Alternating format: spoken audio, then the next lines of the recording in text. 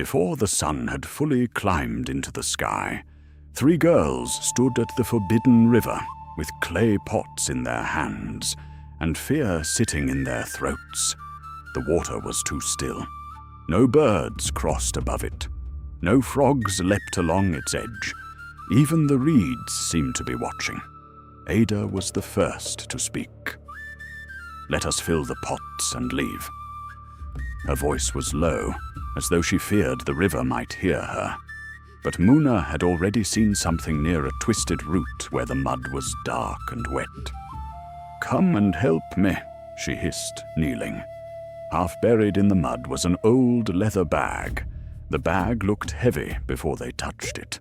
It looked worse when they pulled it free. Mud clung to it like hands trying to drag it back down. Xena stepped away at once. "Leave it," she said.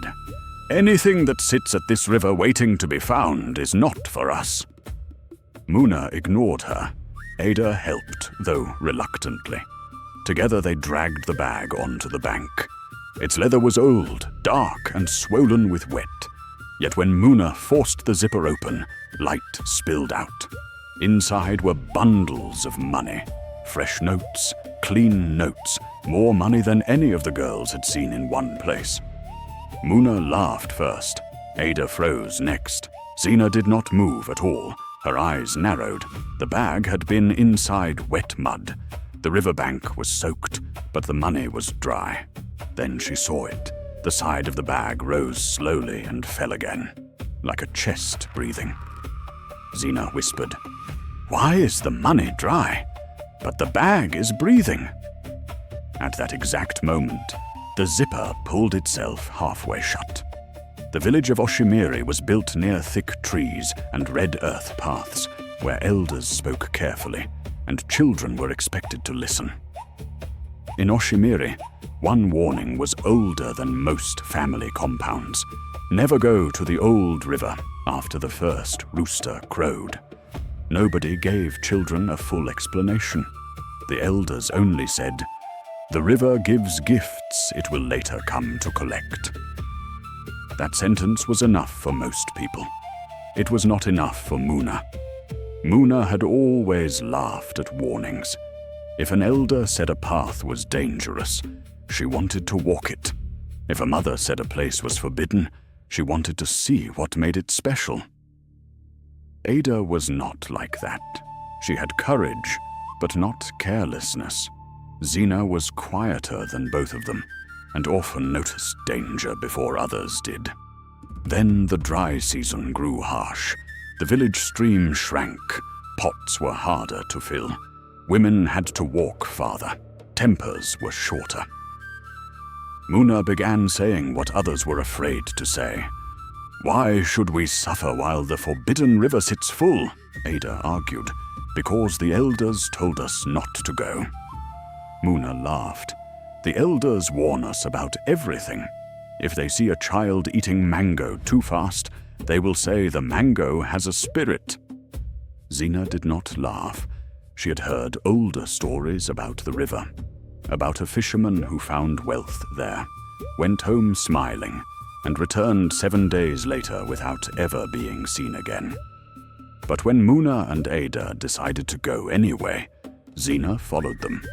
Not because she wanted to, because she knew that if she stayed behind, foolishness would go on without even one careful set of eyes watching it. Now, standing on the riverbank, all of those warnings felt different. They were no longer stories told under a tree.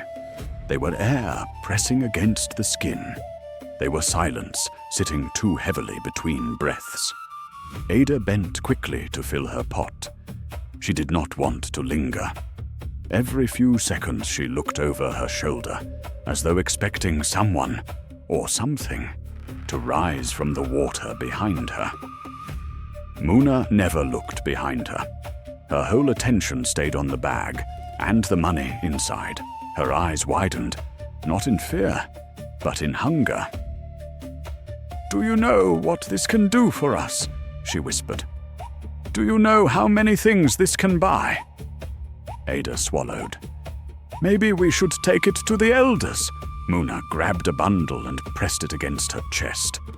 So they can take everything and call it wisdom. No. Zena looked at the river instead of the money. The surface remained smooth. Too smooth. Not one insect touched it. Not one wave answered the breeze. Then the bag twitched again. The girls saw it this time. All three. A shiver ran through Ada so fast she almost dropped her pot. "Close it," Zena said. "Close it and put it back."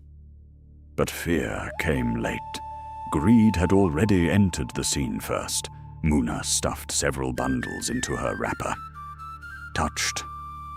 The moment the money disappeared into Muna's wrapper, the whole riverbank changed.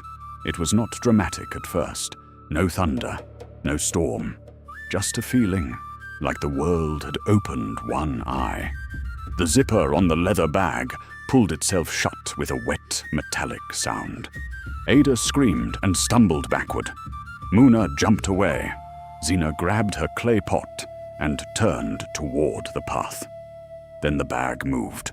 It did not leap or attack. That would have been easier to understand.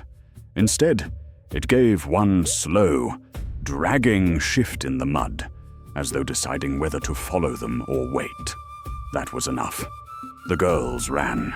They ran through tall grass, across red earth, past shrubs and twisted roots, with their sandals slapping dust into the air. But Muna did not run empty-handed. She kept one hand pressed hard against her wrapper, so the money would not fall. By the time the roofs of Oshimiri came into view, Muna had already made a decision. "Say nothing," she snapped. "If anyone asks, we fetched water from the far stream." Ada's face was pale. "We should tell someone." Muna turned on her. "And say what? That we disobeyed, that we stole from a forbidden place. If you want a beating, go ahead. Me, I will keep my mouth shut." Zena said nothing then, but silence had already begun to feel like another kind of lie. That evening, Muna moved through the village with a brightness that did not belong to her usual life. She bought roasted meat, sweet cakes, shiny beads, a new wrapper. Her steps looked proud, but her eyes kept shifting, because even greed can feel when joy has come the wrong way. Her mother stopped her near the doorway. "Where did you get money for all this?" Muna answered too quickly. "A trader dropped it." A lie told in daylight always waits for night. When darkness covered the compounds and most cooking fires had gone low, Muna placed the remaining money beside her sleeping mat. She wanted to count it again before sleeping. She wanted to touch it until it felt truly hers. Then came the knock. Tock, tock, tock. It did not sound like a fist against wood. It sounded wetter than that, softer and colder, as if knuckles had been dipped in river water. Muna sat upright. "Who is there?" For a moment, nothing answered. Then a voice, low and wet, slipped through the cracks of the room. "You took what was breathing." Muna did not sleep again before morning. At dawn, Muna's mother found her sitting on the floor, staring at the bundles she had hidden. The notes were no longer crisp and confident. They looked slightly swollen. Each one felt damp, though no water had touched them in the room. Ada arrived soon after, breathless and frightened. "I heard knocking last night," she whispered. "At my door."